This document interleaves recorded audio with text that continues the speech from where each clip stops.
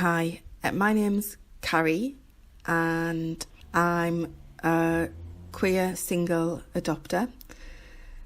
We live in London. I'm 46 now and I am white British. In terms of describing briefly why I decided to adopt or foster, I think I had always known that I wanted to be somebody's mum and kind of thought about how I was going to do that. And I think when I was younger, I imagined that would be when I was in a relationship, and ideally my girlfriend or my wife would carry the baby, because I knew that I didn't ever want to be pregnant. And then kind of as I went through different relationships and started kind of around the age of 40 thinking, I might be single, I started thinking about, was it possible to become a single parent? And really adoption was the only thing that I really looked at.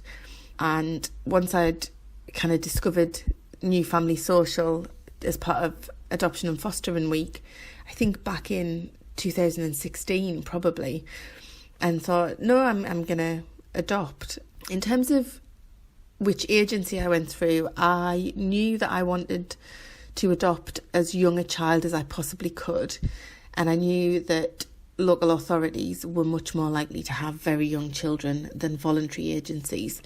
So I looked at the local authorities that were closest to me in terms of which borough I lived in and the neighbouring boroughs, and I went to an adoption information evening for my home borough, which was really interesting, and they seemed lovely.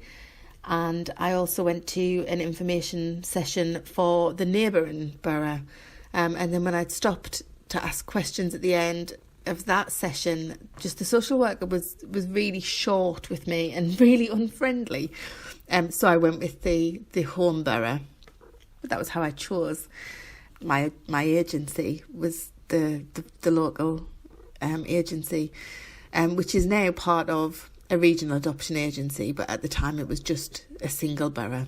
The best points of going through the adoption and fostering approval process, I'm not sure I could name any best points other than the fact that I was matched and I now have a child, which obviously is the definite best point.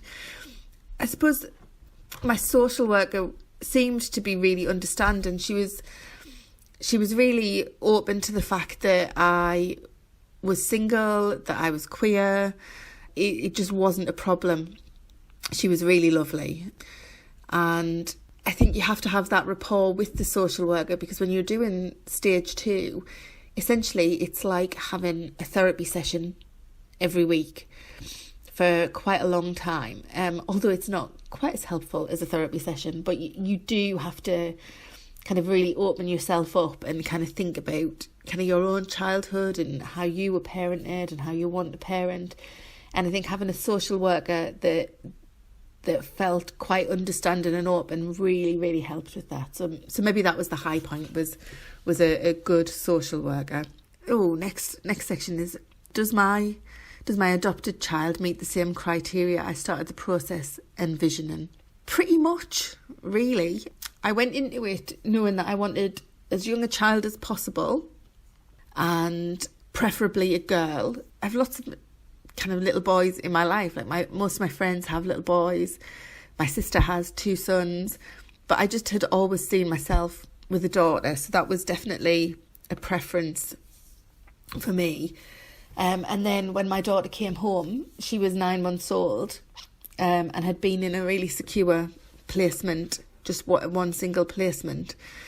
So yeah, she pretty much does meet what I'd envisioned. And I think I was really lucky in that. I think I felt really lucky throughout the process. It's been relatively straightforward, even though I think I'm a relatively patient person, but my God, you really do have to have endless patience. And then when you think you're at the limit of your patience, you just have to do a bit more waiting. And it's, it felt like such a long process. It felt like it was never ending. But actually from my first meeting with the social worker to my daughter arriving home with me was just under 9 months. So even though it felt like forever, it was very short. It was a very straightforward process. On the theme of build your family, a positive, uplifting sentence. Oh, I'm not very good at this. Okay. So yes, if you wanted to build your family in 2021 through adoption or fostering, it's more than possible, and it will change your life in all the best kinds of ways.